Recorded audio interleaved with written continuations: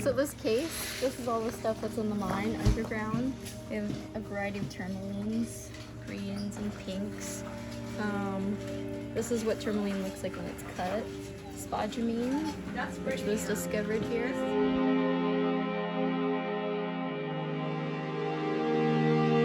This is a smoky quartz that was pulled out of the ocean view about 6 years ago. And this sort of stuff is what's embedded in the walls underground. It's a perfect hexahedron, which is 6 sides, and then dipyramid, it would have 2 pointed ends. Quartz. So this is lepidolite. This is a raw piece of lepidolite. The really shiny stuff is called muscovite. Muscovite mica is what they use to make makeup and glitter. But also, this has a lot of lithium. This is a quartz cluster, crystal clear to milky. This is very clear here. And that's Nico. This is muscovite, which is also called mica, and it has a sheety book cleavage plane, so the cleavage plane breaks off in sheets, as you see on this end of it, but it's very glittery. Black spiky things here are a black tourmaline called schorl, and this here is clevelandite, which is in a matrix of quartz, many quartz crystals.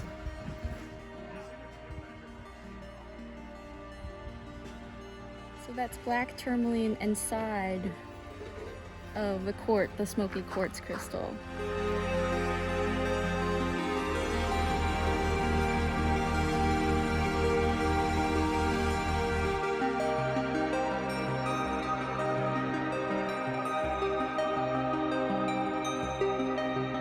Regulations hit every 50 feet you go underground. You need fresh air available.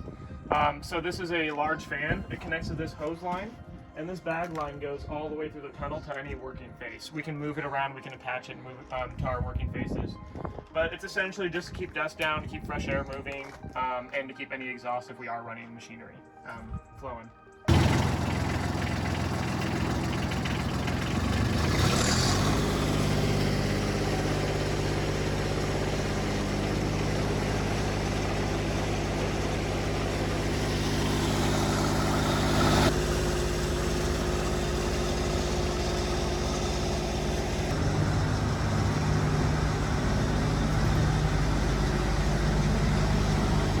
Our tagging board, it's just a safety precaution, so no one gets left in the tunnels.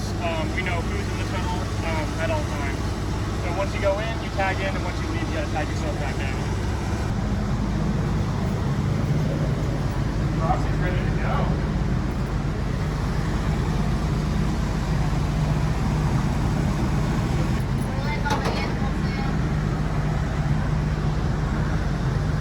And this is portal 2. This is our main working tunnel right now. This is how we walked in last time. There were actually quite a few frogs in here last time. Structure. Actually, I didn't even mention that before. But if you look on the wall here, you can see the rock on the bottom is kind of more boring and fine grained. And then you have these large grain crystals right on top of it. So this is our pastry that we try to follow with these large schorl, black tourmaline, and mica and feldspar. But yeah, so that center line is what we try to follow. The vein is running kind of horizontally like this, diagonally, and we're trying to stay in that pastry zone at all times. This is what we call a stope. It's basically a steep tunnel, and we're following the pastry where you can see this black schorl, the black tourmaline, kind of just about waist level up through this tunnel. And that's the angle that the entire dike is running at. So this whole tunnel is a 49er pocket. It was stuffed with aquamarine, morganite, and a lot of quartz and tourmaline. Do you see that right there? That quartz there. So this was one of the first pockets I dug in. Definitely gave a blood sacrifice to pull out some crystals here. So this is actually Carter Court here, this whole row behind me. Basically, all of our miners at some point, if they have a direction they feel really strongly about working, we will actually name that tunnel after them. So this first stretch, Steve saw the DG at the end, decided to want to switch back up underneath it. And as we did, this is where we hit the Kahuna 1 pockets.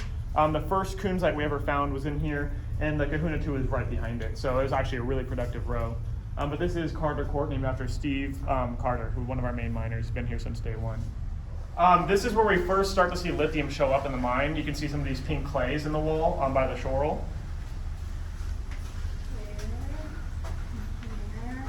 The first instance of lepidolite showing up. You can see this bright purple kind of sparkly sections in here. It's a lithium-rich mica. So that lithium-rich mica, that lepidolite, is often associated with the gems. Our kunzite and tourmaline are directly associated with it. And this was the very first run-in we had within this section. And this is where we got our Kahuna pockets as well.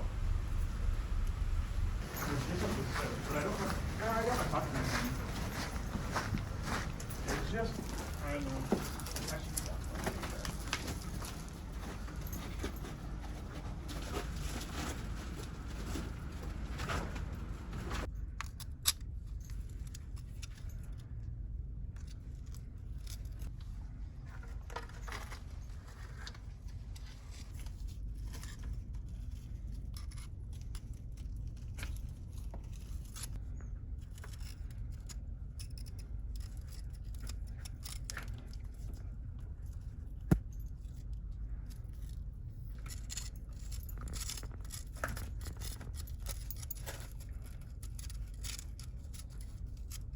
Clean it in your mouth. I'm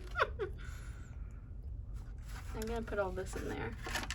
Ooh, that's a good one. Yeah, it's a small one, but you can see it's very gemmy and clean.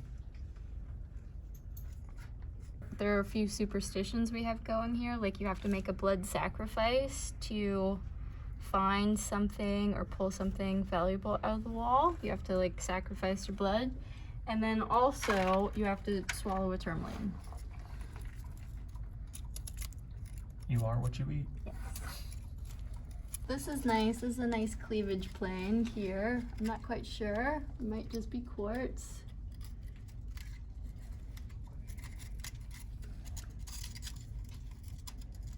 Where'd that tourmaline come from?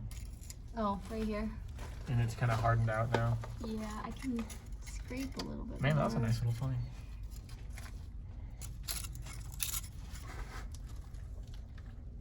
Oh, I see it. Yep, you're right here.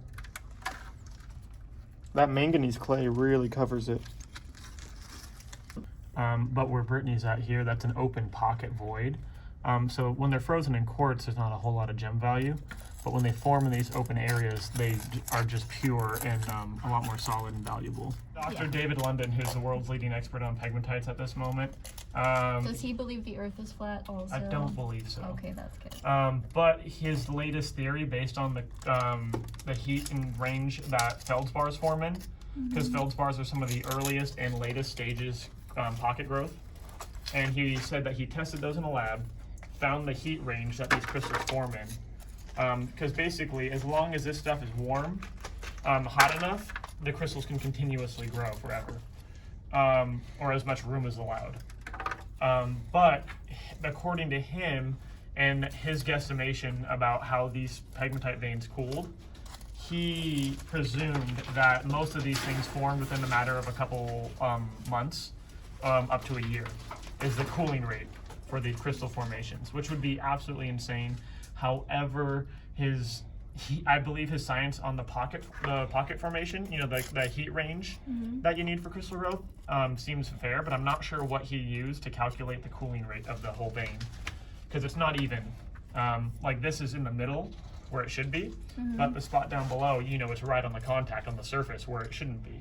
So there's a lot of variation in the cooling rates, and I think it's a little too abstract to really wrap your head around. I mean, I feel like you have to take into account all the tectonic action. Like every time there's a major earthquake or movement, and then there's a shift, there's cracks that's created. So those cracks could be new cracks formed with very old rock. That's actually one theory that Steve and I have of a secondary pulse. Ooh. Basically, before this vein fully solidified, so it was one injection of this pegmatite up into the cracks to backfill this granite. And then before it fully solidified and cooled, there could have been a possible secondary kind of pulse of that pegmatite material up into the older pegmatite. That altered a lot of the material. Again, it's just theory, it's just an idea based on us seeing crystals that formed with gemmier exteriors and altered interiors. Oh yeah, like the watermelon tourmaline. Exactly, that was out. exactly. Ooh, that was really weird. Yeah, it was like super soft on the outside, but hard on the inside. It's very strange. But yeah, it's all theory. We do our best to figure it out. And the pink is actually decayed spodumene or montmorillonite clay. It's another lithium source. Basically some overcooked kunzite crystals.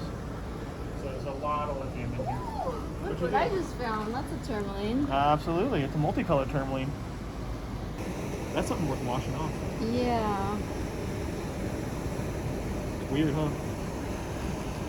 That's that secondary pulse theory. Yes. It formed gemmy and clean, and then it got acid etched on the outside. Actually, it looks like a tourmaline right here. Yeah. See it in there?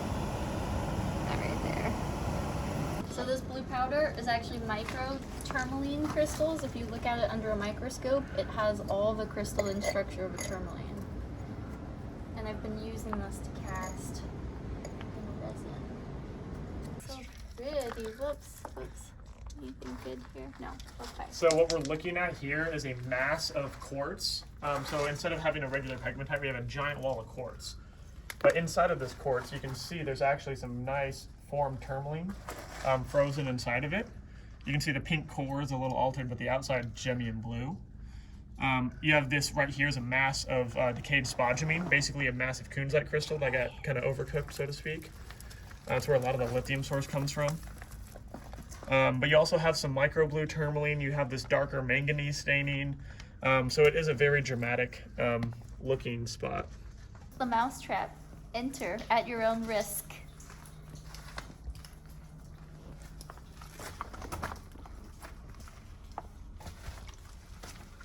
Yeah, so this is a gigantic quartz cluster. You see all of the faces here. These are all connected, embedded in the wall. It's actually citrine too. Yeah, it's yellow, mellow yellow. This is some more down here. All of this goes on forever. It'll be a really nice museum specimen if you get it out. All quartz. Where are you? Where are you? Where are those teeth? Yeah. That one that's on the feldspar, like kind of on the left there, that thing's definitely on the spar, isn't it? This? That, yeah. That's the only one I could see that I was like, maybe. There's a lot of pressure coming That's what I thought. Yeah. Even though there's a hollow right here. It's that spar crystal on top. Yeah, it's too much. Yep. I gotcha. My 2 finger. Okay. Ow. Oh, heard that? Yep. I felt it.